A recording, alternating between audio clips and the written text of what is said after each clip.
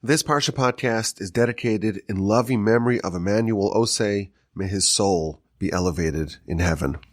It's an incredible, packed Parsha. Again, we're following the amazing figure of our patriarch of Abraham. He is circumcised at the end of last week's Parsha, and our Parsha begins with a very dramatic visit by three angels. Abraham is informed of the pending demise of Sodom. He launches a salvo of prayer to save them. We follow the angels as they descend upon Sodom, saving Lot and part of his family and overturning the city.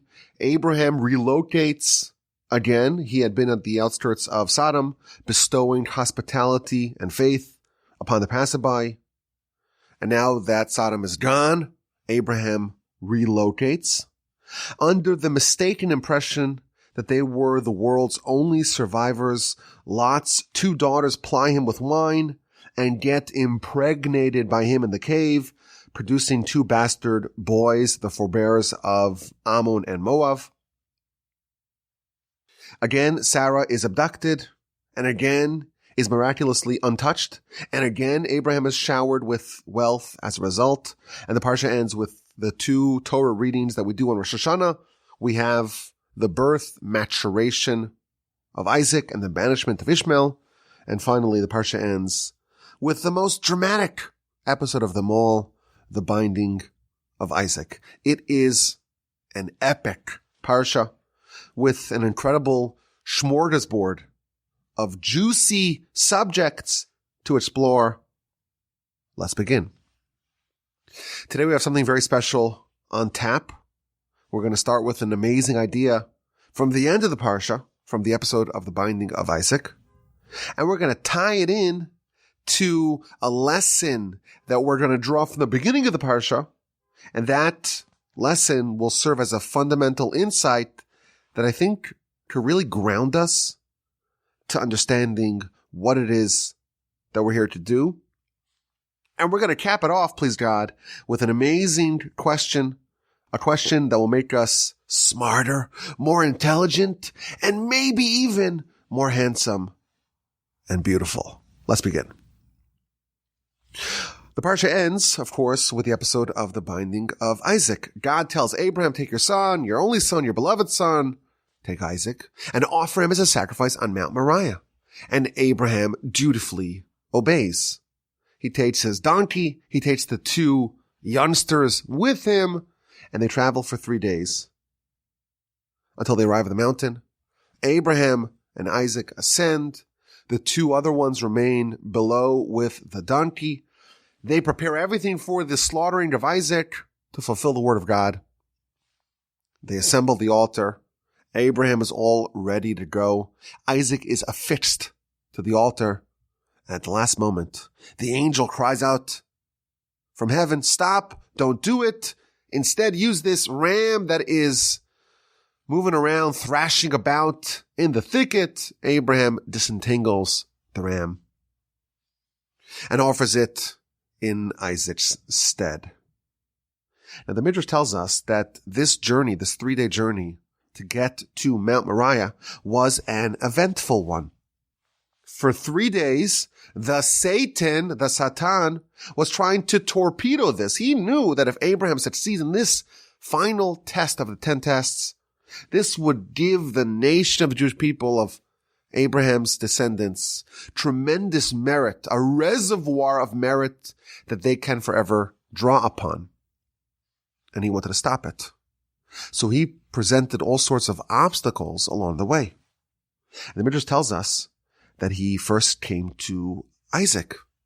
And the Satan appeared to Isaac in the form of a youngster, like Isaac himself. And the Satan, impersonating a youngster, tells Isaac, where are you going? Well, I'm going to study Torah, Isaac responds. Are you going to study Torah in your lifetime or after you die? So Isaac responds, well, how could you study Torah after you die? So the Satan tells him, don't you know what Abram has in store for you? Your dad wants to execute you. He wants to slaughter you. He wants to offer you as a sacrifice. Don't do this. Don't go with him. Don't travel. He's dangerous. Don't go with your father. The Satan tried to stop the binding by going first to Isaac. And Isaac says, listen, I know that after all, my soul is in God's hand. And if it's in God's hands and it's in my father's hands, whatever they want to do with me, I'm fine with. So the Satan proceeded to go to Abraham and appeared to Abraham as an old man. And the Satan, impersonating an old man, comes to Abraham and says, well, where are you going? So Abraham responds, I'm going to pray. So why do you need those paraphernalia of a sacrifice with you? Why do you need the wood, the sticks, the trees, the fire, that really razor sharp knife that you have with you? Why do you need that? So Abraham tries to deflect and says, well, we might be here for a while, and I prepared a barbecue. I might need it for some other purpose. So the Satan persisted. A man like you were given a son after so many years. You were almost 100 years old. You were 99 years old. And Sarah, what a miracle. She was 90. Now you're gonna kill your own son. This precious soul. Isaac, you're gonna snuff this soul out. Don't you know that you'll be forever judged for this? So the Satan is told by Abraham, well, this is what God wants of me. And Abraham and Isaac trucked along. And once the Satan saw that it's not working, he upped the ante. And he transformed himself into a raging river. And once this party arrived at the river, they tried to navigate past it. And Abraham said to Isaac, let me go inspect the depth of the river. So he travels to the middle of the river, the Midrash tells us. And the water is just up to his knees. It's easily navigable by foot. Let's go into the river. They descend into the river. What does the Satan do? He makes the river deeper. And now they're walking in water that is neck deep. At that moment, the Midrash tells us, Abraham lifts his eyes heavenwardly and says, Master of the world, I know that you are the God in the heavens above and in the earth below. And you told me that I want you to sanctify my name. There's only one Abraham in the world. And there's no righteous person like you in the world. Come reveal my name in the world. Do this act for me. But look at us. Now we are drowning in this river. If we drown, if we die in this raging river, who is going to pronounce your name in the world? Right away, God screamed at the Satan, and the water vanished instantly, and they found themselves on dry land. And they continued until they arrived on the mountain, and the story played out as it did. But the Midrash is telling us that this was not just a simple test. For 3 days, Abraham and Isaac had to overcome the Satan, who was throwing all sorts of curveballs their way, trying to get them to abandon this tremendous mission, this tremendous mitzvah. And here's the question. Here's the question to open up our Parsha Podcast for Parshas Vayeira. Abraham erects the altar. Isaac is now on the altar. Everything's ready to go. It's game time. And an angel appears and says to Abraham, stop what you're doing. Don't touch the lad. Don't make even a small minor wound. Now I know that you trust me. Instead, take the ram. And indeed, Abraham listens. He stops and he supplants the ram that's thrashing in the thicket. The ram is trapped by its horn, by its shofar, in the brambles. It's entangled in the brush. And he takes the ram and offers the ram as a sacrifice, as an olah, as an elevation offering instead of Isaac. Here's the question. For the whole duration of the trip, the Midrash tells us, the Satan is trying to get you to stop. And now suddenly you hear a voice, and the voice tells you to stop. How do you know that this is not the Satan again, up to his old antics, trying to get you to stop, trying to get you to refrain from doing this wonderful mitzvah? That's what he's been doing before. That is his raison d'être. If I pronounced it correctly, forgive my French. That's what he does. He tries to get you to stop doing this mitzvah. And he's established a pattern of trying to get you to stop for 3 days. And now someone tells you to stop, and somehow Abraham is convinced that this, in fact, is a legitimate message from God to stop. And he stops. What gave it away that this is not the Satan once more? This is an interesting question. And this year I saw an answer courtesy of the great Rabbi Meir Shapiro. He said something just unbelievable. Abraham saw that the ram that he was to supplant Isaac with was trapped. The verse tells us it was caught in its horns, in the branches, in the thicket, in the brambles. And Abraham had to go and skillfully navigate it free of those branches. He had to disentangle the ram that was all caught up, thrashing about. If the Satan is trying to get you off the path, he is going to make it very, very easy for you to abandon the path. Once Abraham saw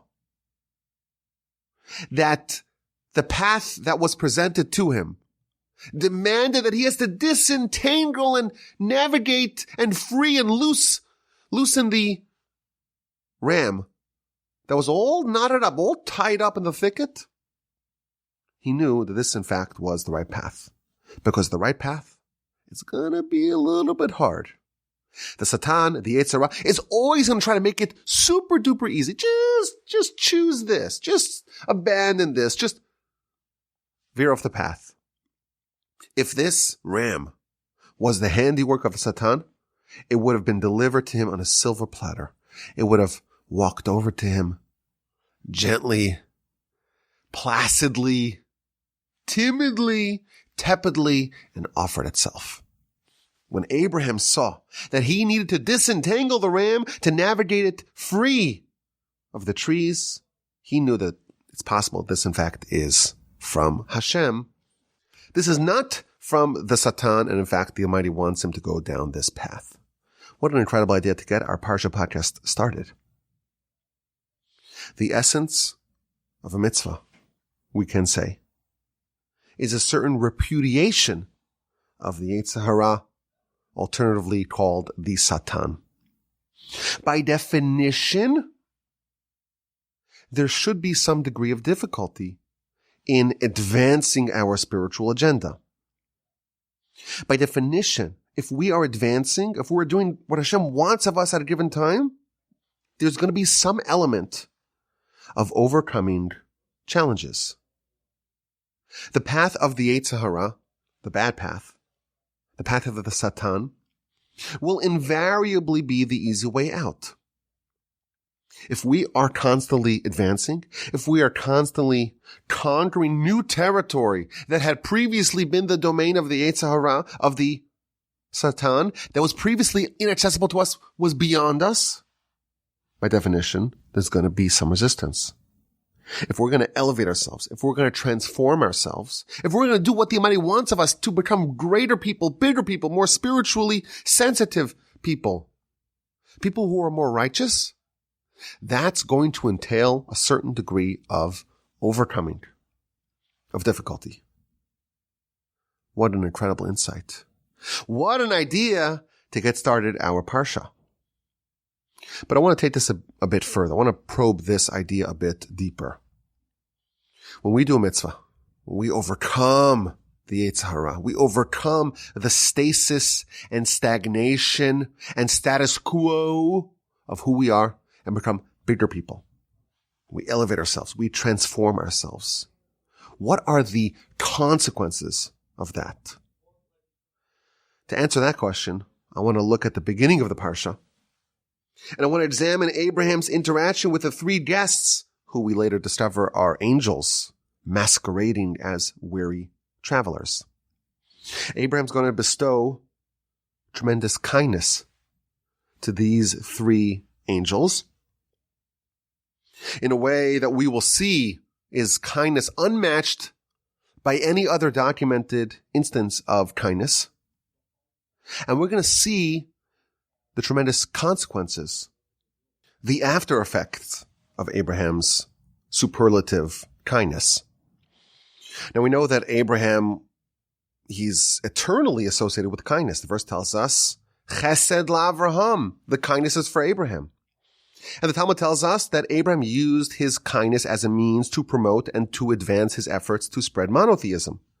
He positioned his tent with 4 entrances, to be able to scoop up any passerby, any traveler, and to bestow upon them kindness and hospitality, to give them a sumptuous meal. And when it was done, he taught them about faith. They wanted to thank him for his tremendous kindness and hospitality. And he says, don't thank me. I didn't do this. I didn't make these animals that you ate. I didn't make this water that you drank. I didn't do anything. You have to thank God. And if they refused to repudiate their idols, if they refused to acknowledge God, Abraham would compel them. He would say, otherwise you got to pay. You got to pay for this 5-star meal that I gave you. And that would convince them. And this is how Abraham created his movement. It was with kindness. And the Talmud tells us that Abraham's kindness was perpetuated to his descendants. The Talmud of the book of Yevamos, page 79a, tells us that there are 3 identifying qualities of the descendants of Abram, Isaac, and Jacob. From each one of our illustrious antecedents, from each one of the 3 patriarchs, we received one eternal quality. Baishanim, to be bashful, Rachmanim, to be merciful, and Gomlei Chasad, to be hospitable and kind. These 3 qualities became natural, inherent, and inborn in their descendants. From Abraham, we got our predisposition towards being kind. The kindness of Abraham was so deeply embedded in his DNA, it forever became expressed in his descendants. By contrast, last week we talked about Lot, that his kindness was not perpetuated in his descendants. It was not bequeathed to those that came after him, but that's Lot. Abraham, all of his descendants are kind and hospitable. In fact, even Ishmael, we know that the Ishmaelites, they also excel in kindness and hospitality. Why? They're descendants of Abraham. But in our Parsha, we see an episode of Abraham's kindness and hospitality that the Torah chooses to showcase. And when we examine it carefully, I think we will conclude that this is the greatest act of kindness and hospitality ever recorded. At the end of last week's Parsha, Abraham was circumcised at the age of 99. And our Parsha begins with Abraham sitting at the entrance of his tent in the heat of the day. Of course, the Torah is not making small talk. It's not chatting about the weather. Rashi tells us that God removed the sun from its sheath. God made it unnaturally and oppressively hot. And the reason why is because Abraham is recuperating. And Abraham, every day of his life, was engaging with all the passerby, giving them kindness. But Abraham needs to rest. Abraham needs to recover. So I'm going to make it so hot, says God, no one will be traveling. And therefore, Abraham won't have any passerby and won't be encumbered with work. And he'll finally get a few days of rest to recover from his surgery. But Abraham is sitting at the entrance of the tent. He is still awaiting guests. And he's distraught. He's distraught at the dearth of guests to bestow hospitality upon. And therefore God sends him facsimile guests, fake guests, angels masquerading as guests in order to appease him, to give him some opportunity to do kindness. So first of all, this shows us Abraham's obsession with kindness and hospitality. It's not something he's willing to do if someone really, really needs it, okay? This is something that he did with such regularity and consistency that when he wasn't able to do it, he experienced pain. He was distraught at the inability to give kindness. This is a very different level of a relationship with hospitality than we're accustomed to. He had transformed himself into someone who lived to help others. And when he was unable to bestow kindness, he was distraught. Now, if we look at what he actually did, it's just unbelievable. He's 99 years old. His physical condition is really bad. He's recovering from surgery. The weather, there's a heat wave, and it sidelines all human travelers even before humans got coddled and finicky. Oh, it's 73 degrees.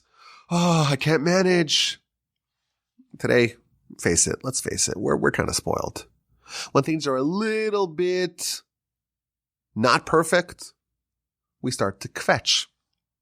But back in the day, they didn't have that. And it was so hot, even the ancient travelers said, this is too much for me. Moreover, look at the opportunity cost. Look at what Abraham had to forfeit to do this kindness. These three guests arrived at the same time that God appeared to him. And Abraham had to make a snap decision whom to engage with God or with the guests. And he tells God, wait a second, I'll be back. Talmud tells us that he taught us a lesson that hospitality is in fact even greater than prophecy. No, this is especially astonishing given that Abraham gives them water to wash their feet. And Rashi tells us that he suspected that they were idolaters who worshipped the dust on their feet. Nevertheless, Abraham gave up. He forfeited prophecy for hospitality. So the opportunity cost is severe, but Abraham makes his decision. And then he begins with outstanding speed and alacrity. He's running, he's hurrying, he's rushing. He runs to the tent to Sarah, and he tells her, hurry up and let's make some bread. And then he runs to the cattle, and he takes the young baby calf, good and tender, and he gives it to the lad, and he tells him to do it fast. Rashi points out, the verse says that Vayikach ben bakar, he takes the baby calf, rach v'tov, that's good and tender. Seems to be some extra words. Rashi tells us that actually he took 3 bovines, 3 calves, because there are 3 travelers, and each one has to have a whole tongue with mustard. Indeed, Abraham feeds them butter and milk and succulent tongue with mustard, no fish apparently, and they ate. This is an absolute masterclass in kindness and hospitality. This is nothing like what we've ever seen in our lives. With great speed, he's rushing to make this sumptuous feast, 3 tons and mustard. He tells God, wait a minute, I need to feed these idol worshippers. He's infirmed. It's 99. It's a heat wave. The Ramban points out that he did it all himself, despite having an enormous household with myriads of servants. Indeed, this is the single greatest documented act of kindness. Now, our sages tell us this was not just the greatest isolated deed of kindness. It effectuated lasting consequences.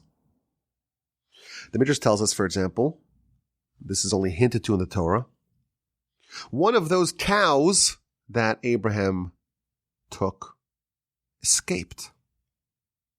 And Abraham at the sprightly age of 99, perhaps even dripping some blood from his surgery, he's chasing the cow, and the cow runs, and Abraham's pursuing it. And the cow settles in a cave. Abraham enters the cave, and he sees a candle that's lit. And he sees that buried in this cave are Adam and Eve. And he learns that he has chanced upon one of the entrances of the Garden of Eden. He makes a note of this cave, jots down the coordinates on cuneiform. And of course, next week, he buys this as a burial spot for him and for Sarah, and eventually Isaac and Rebekah and Jacob and Leah are interred in the cave of the patriarchs. The Baal HaTurim, in fact, says that if you unscramble the word or the words of the verse, Ve'el ha'bakar ratza Avraham, to the cattle, to the livestock Abraham ran, you unscramble the words, it can read, Ve'el ha'kever, and to the grave Abraham ran. Amidst this greatest act of kindness, Abraham discovers the cave of the patriarchs. So this is a lasting consequence of this story. But there's another lasting consequence of this act of kindness. This is featured in Rashi, sourced in the Talmud Bava Metzia, page 86b. Rashi tells us that the verse says that Abraham gave water to these people, but he did it via a third party. Yukach na me'at mayim, may some water be taken for you so you can wash your feet. Rashi tells us that he did it with an emissary, with a messenger. And the Almighty repaid his sons, his descendants, also with a messenger. As the verse says, and Moshe lifted his arm, and he struck the rock. The Talmud tells us that everything that Abraham did himself, they were rewarded by having God tend to Abraham's descendants himself, except for the water. Why did our nation merit to have manna for 40 years and quail for 40 years and roving clouds of glory for 40 years and divine closeness and divine care for 40 years in the wilderness?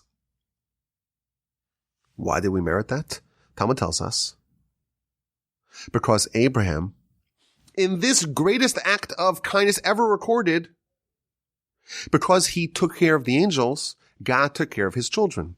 And whatever Abraham personally tended to the angels in those parallel areas, God personally, so to speak, God himself tended to the nation. But there's one thing that Abraham gave to the angels via an emissary, via a go-between, and that's the water. And why did God use an emissary to give the nation water? Of course, remember that Moshe struck the rock in order to get it to emit water.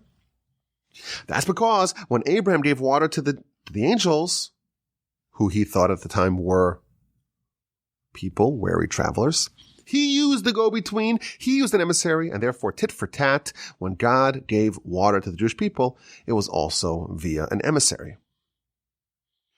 Now, if you play this out in your head, we know that Moshe was barred from entering the land because of the sin of him striking the rock. For the manna, Moshe was not needed. God himself delivered it. Why? Because the food was done by Abraham himself, and therefore the food for his children was done by God himself. And therefore there was no room for blunders when it came to the manna. But the water that Abraham did via an emissary, that was repaid to Abraham's descendants via an emissary. And once it's in fallible human hands, even if it's the hands of Moshe, there is room for a mistake, even a titanic blunder. As a result, Moshe hit the rock instead of speaking to it, and therefore was barred from entering the land. And as we've spoken about in the past, whatever Moshe acquired was done eternally. And therefore the Torah that we have from Moshe is eternal. The mission that we had from Moshe was never destroyed. But the conquest of Canaan was not done via Moshe, and therefore we can be banned. We can be expelled. We can be sent into exile from the land. Meaning that the roots of the exile and the destruction of the temple, they lie here. Abraham gives water via an emissary. Moshe in the wilderness gives water via an emissary. There's room for a blunder. Moshe is not allowed to enter the land. And therefore, we do not acquire it permanently. So, of course, this elevates the consequences of this story, this seemingly innocuous story of Abraham offering food and water to the angels. It elevates it to a much higher realm. And as an aside, why, in fact, did Abraham use an emissary for the water? So this week, my friend, the brilliant Rabbi Elchanan Schaff from Los Angeles, sent me a copy of his new book on the Torah called China V'Chista. And this morning, I was perusing it. And he asks this question, why, in fact, did Abraham use an emissary? To give water to the angels to wash their feet. So he suggested, very brilliantly, that Abraham didn't want to embarrass these, what he thought were Ishmaelites or Arabs, because they would bow down to the dust on their feet. And then he said, let's use an emissary. I don't want to tell you directly that what you're doing is wrong. And therefore he said, okay, when I'm going to rebuke you, wash your feet, clean off that idolatry, I'm going to use someone else to rebuke you. But maybe Abraham's mistake was to assume that having a flaw, having a shortcoming, is necessarily something to be embarrassed about. What Abraham should have done is to say, listen, you made a mistake. A lot of people make mistakes. You worshipped idolatry. That can be fixed. Here's some water. Let's wash it off and let's learn about the one true God. And maybe that's the roots of Abraham's mistake. Of course, a brilliant answer that I just saw today in this new book called China V'Chista. It's written entirely in Hebrew, but check it out. I'm sure it's for sale someplace. Though I got a copy delivered to my house. Thank you so much, Rabbi Schaff. But regardless, we see that this episode of kindness of Abraham, it's not only the single greatest episode of kindness, it bore generational fruit for Abraham's descendants. Now, I think we can ask an interesting question, or at least we can make an interesting observation. While it is undeniable that this is the most special, most dramatic act of kindness, but the reward that this act engendered was the sustaining of the nation for 40 years in the wilderness. Of course, on two tiers. What Abraham did directly, his descendants were rewarded directly. What Abraham did via a messenger, God did via a messenger too. But this episode, in contradistinction to every other episode of Abraham's kindness over his long and fruitful life, this is the episode that begot the eternal reward of 40 years in the wilderness. Of food, that is, for 40 years, of sustenance for 40 years in the wilderness. If you think about it, it's a little bit lopsided, asymmetrical. How many acts of hospitality do we imagine that Abraham did over the course of his lifetime? So we know, this is already evident in our Parsha, he did it every single day. Even when he was totally sick and recovering, he did it. So we could assume it was every day. We know that Abraham lived for 175 years. But just to give a conservative estimate, let's assume he did it for only 100 years. And let's assume that he's tending, again, conservative numbers, to 10 guests a day. That results, or that tallies up to over 350,000 acts of kindness over the course of his lifetime. Yet our sages tell us that there's one deed amongst all these hundreds of thousands of deeds. There's one deed that stands above all. And this one deed, this superlative kindness, this deed alone carried sufficient merit to sustain millions of Abraham's descendants for 40 years. The manna, 3 times a day, 3 meals a day, for 40 years for a nation of millions. We're talking about billions and billions of manna meals parachuted from God in heaven. Why did the nation deserve all of that? It's all for one act of hospitality of Abraham. That one deed alone gave food and water, albeit via a messenger, for the nation for decades. Why is the distribution of reward so lopsided? Why is it so asymmetrical? For the countless deeds of kindness that Abraham did for the rest of his life, we don't see such eternal, such far-reaching consequences. But for this one, of course, otherworldly act of kindness, he merits 4 decades of divine hospitality for his descendants in the wilderness. So it's not really a question as much as it's an observation. And I think that the secret to unpack this is the principle that we see in our literature, in the Mishnah and elsewhere, lefum tzara agra. This principle states that the degree of reward is always going to be commensurate to the degree of pain that was needed to earn that reward. You do a mitzvah, you get reward.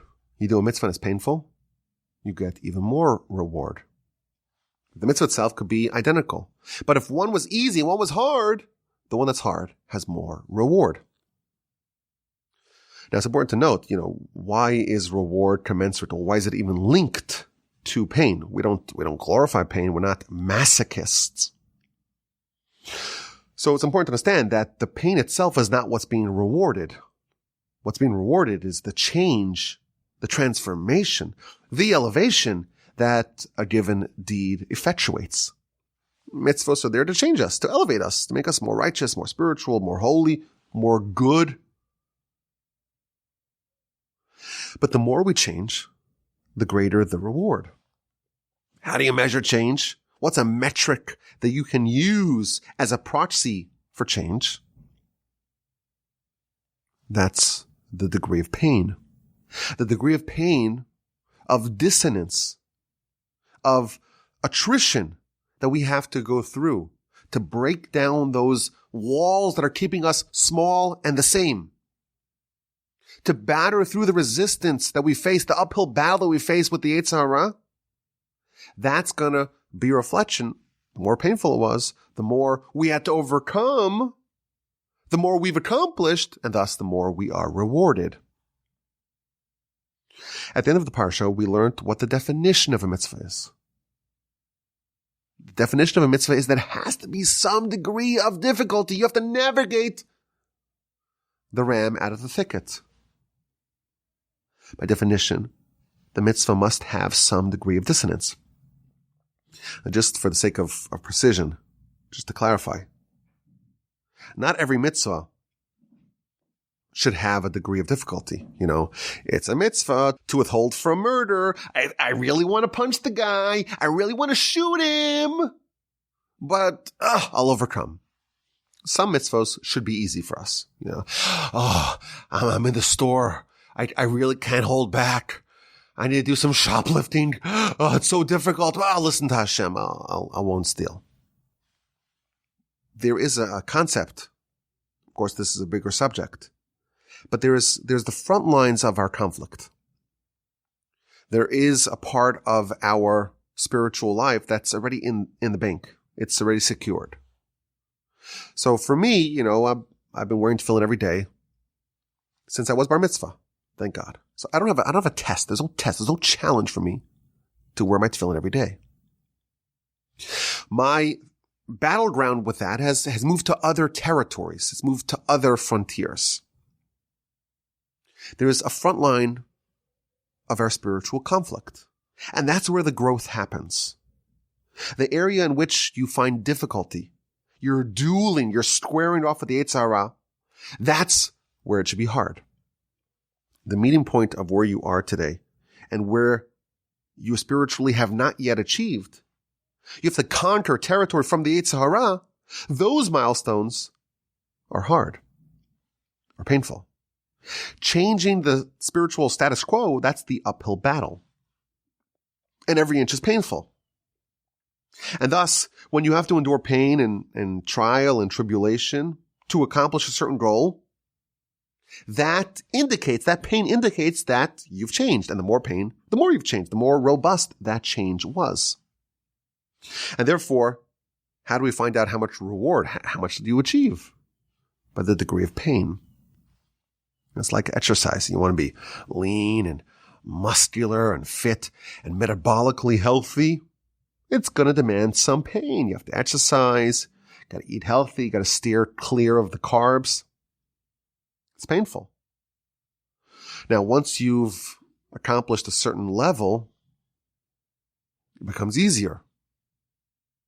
And those future gains are going to be even harder. There's the low-hanging fruit. Once that's done, that becomes easy, but then the next frontier becomes harder, and so on. To be spiritually advanced, or spiritual exercise, if you will, we need to overcome challenges. We need to overcome the default, the status quo, the comfortable.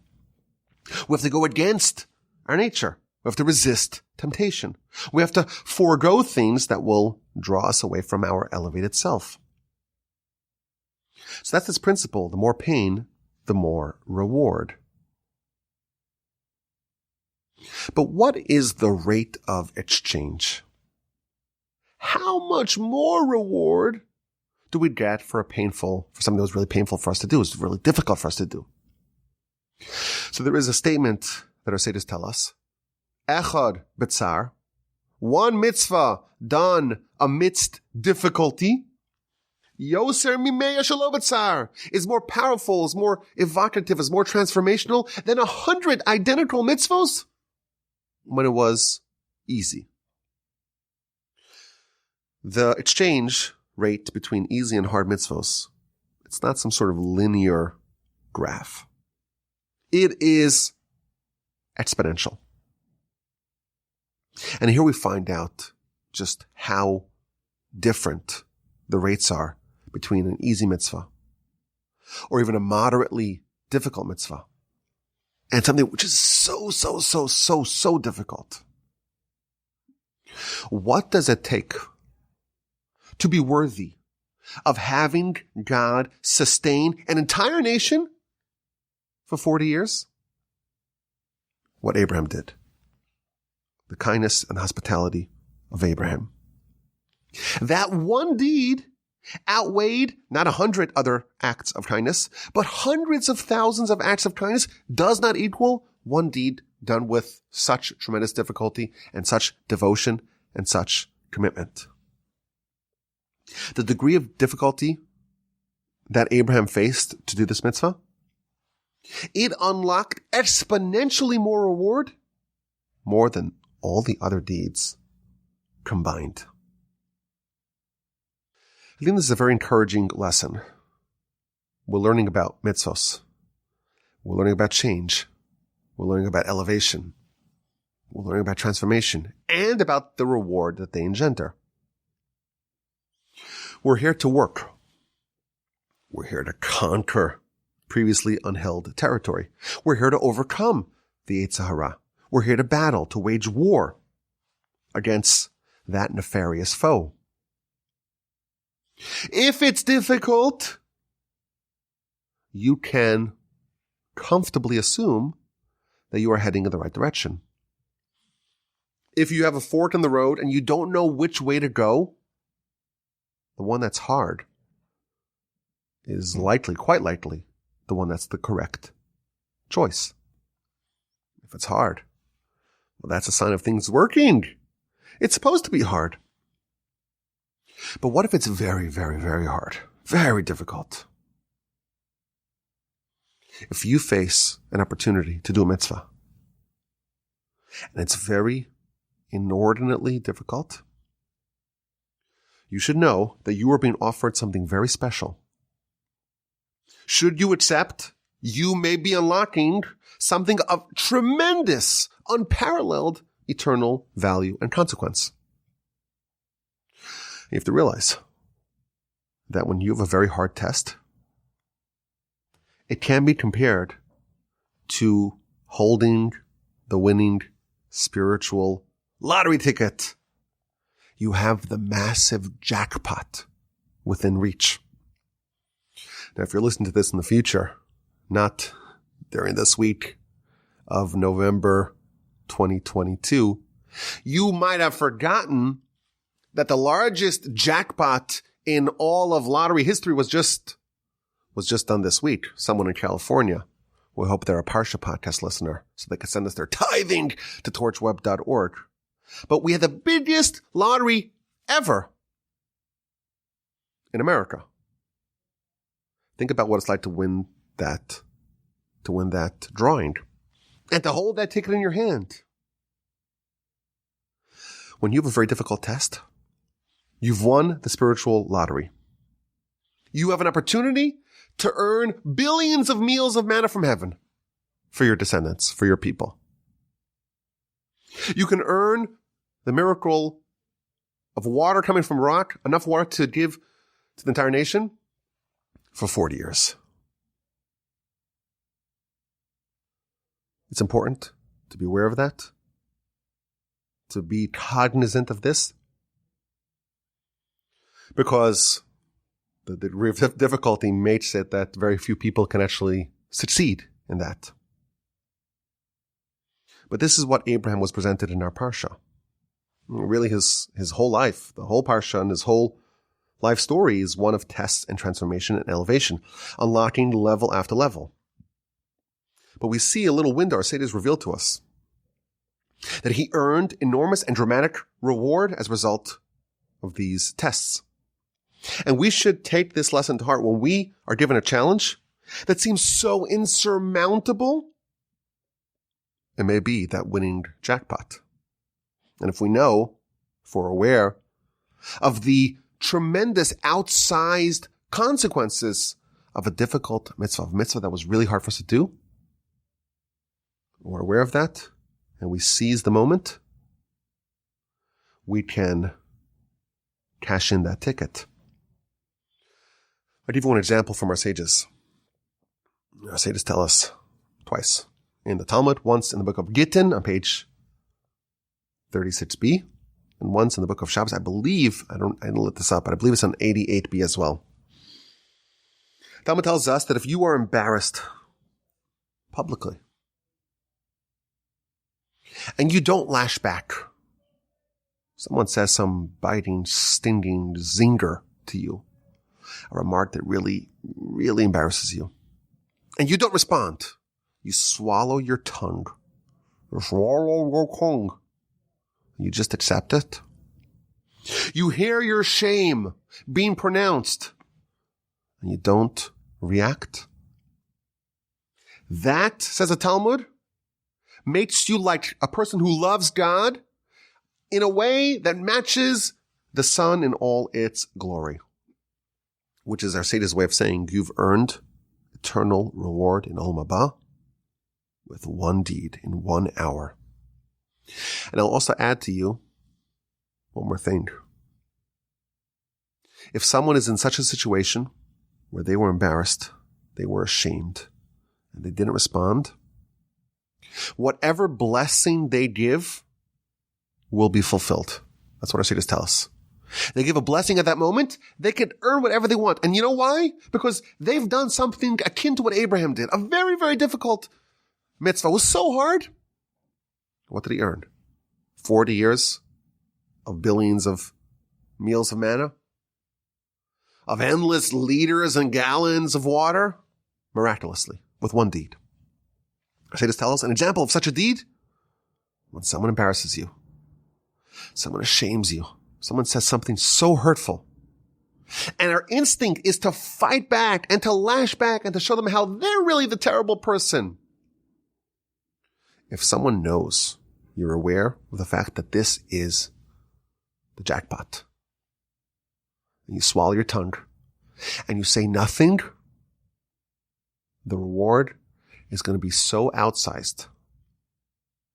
It's not going to be commensurate in a way that we would value. It's commensurate the way God values it. It's totally lopsided. It's a deed worthy of Abraham. Whatever blessing you give at that time will be fulfilled, our sages tell us. You may be getting a winning lottery ticket. It's going to be painful. It's going to be hard. It's going to be very difficult. But cash it.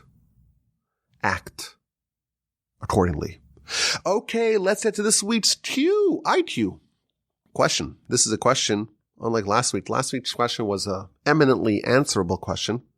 This is the kind of question that needs to be savored, needs to be relished, needs to be chewed over and appreciated because it's very, very difficult to answer. It's a very clever question, but it's not an easy one to answer. So if you don't have an answer, that's okay.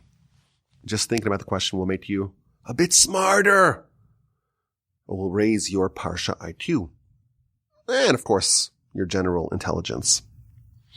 The Parsha ends with the binding of Isaac, an episode, of course, that we read on Rosh Hashanah. And, of course, Isaac was not ultimately sacrificed. He was supplanted by the ram that Abraham disentangled from the bushes. Now, the Midrash tells us that this ram was very useful.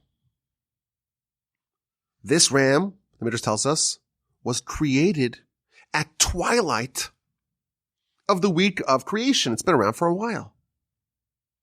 And after Abraham slaughtered it, he sacrificed it, he burned it, the ashes of this ram, that is the foundation upon which the inner altar in the temple was built. So, of course, Mount Moriah is what we call today Temple Mount. And the ashes, they served as the foundation of the altar. And the sinews of this ram, they were made into the strings of David's harp. And the skins of this ram, they were the garments of Elijah. Elijah is described as someone who had this elaborate tunic or garment of sorts. Where'd that come from? Where'd that leather come from? It came from this, I don't know if it's quite leather, whatever it is. The garments of Elijah came from this ram. And the horns, the two shofars of this ram, the left one, which was a bit smaller, was blown at Mount Sinai.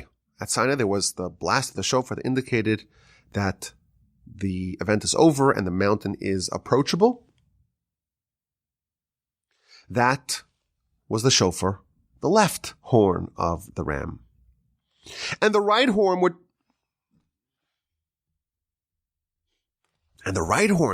which is larger, that is lined in wait. In the future, when Messiah comes, on that day, they will blow in the great shofar, and on that day, God will be our king over the whole world. When you hear the sound of a shofar blowing, that may be heralding the arrival of Messiah. I once had a malfunctioning faucet in my bathroom, and it was making this whistling sound. I said, "Oh, is that the sound of the shofar? Is that the sound of the shofar? Is Messiah here?" It turns out it was just some bad plumbing. But that's what the Midrash tells us, that this ram, every part of it was used. And the horns, the left one, well, that one was used to blow the shofar at Sinai, and the right one, we will use it in the future. And here's the question that we have to savor. We have to just appreciate. We have to just enjoy. We know that Isaac was supposed to be offered as a sacrifice on this mountain, on this altar. What kind of sacrifice? There are a lot of different types of sacrifice as an olah, as an elevation offering. And instead, Abraham offered the ram as an elevation offering. Now, in the book of Leviticus, we read about the beginning of chapter 1, the very beginning of the book of Leviticus. It talks about the elevation offerings, the olah offerings. And the verse says that every single part, or almost every single part, of the animal is offered and burned upon the altar. And the Talmud tells us, what does it mean? Every part is burned upon the altar. That's referring to the horns. If you offer a ram as an olah, as an elevation offering, you have to burn the horns. So here's the question. The Midrash tells us that Abraham offered this ram as a sacrifice, but somehow the horns endured, they remained. Abraham offered this animal as an elevation sacrifice, and the laws require that even the horns are burned. How were there leftover shofars? How do we have this ram of Abraham? Somehow those horns are still extant somewhere. One was blown at Sinai and the right one, well, that's going to be blown in the future. If Abraham followed the rules, and we know that he did, the olah offering, all parts of it, including specifically, the Talmud tells us, specifically points to the horns, those need to be burned. Why did Abraham not burn the horns of the ram? This is the question that, again, I'm not expecting an answer. It's a very clever and interesting question. It's one that we have to just appreciate. It's such a wonderful question. There are answers. And maybe sometime in the future, we'll talk about it. It may, in fact, be something which is more relevant to Rosh Hashanah. Of course, Rosh Hashanah, we blow the ram's horn to invoke the episode of the Binding of Isaac. What a wonderful question to cap off a wonderful Parsha podcast. I hope that this raised our Parsha IQ, made us a bit smarter, and more handsome, and more beautiful, and more clever, and maybe a bit funnier, better sense of humor, more charisma, everything. And I appreciate you listening. I'm saying goodbye, but I'm never really saying goodbye. Come on. You know, you can send me an email, rabbi@jim.com, and it may take a while for me to get back to you, but I will get back to you, please God. Or you could come visit the glorious Torah Center in Houston, Texas. Come visit. Come pop in, say hi. Send me an email, rabbi@jim.com. Have an incredible day. A sensational and transformational and exuberant Shabbos upcoming. And please don't with help of the Almighty. We'll talk again next week.